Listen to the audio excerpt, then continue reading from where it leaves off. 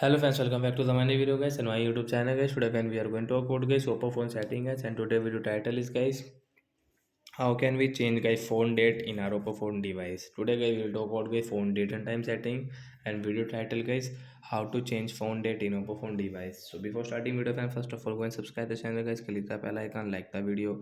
So guys we will on guys our phone setting guys.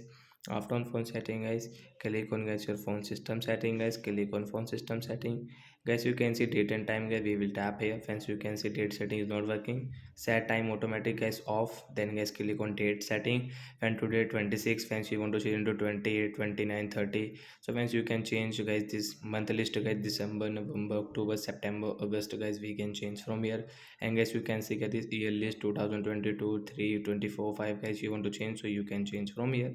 Example होगा, we will change it to 30 December. And fans come back, fans you can see phone date will change into 30 December guys. 30 December is Friday, I think. Friday. So like that guys, you want to change your phone date, so guys you can change it. So that's it guys, thanks for watching the video.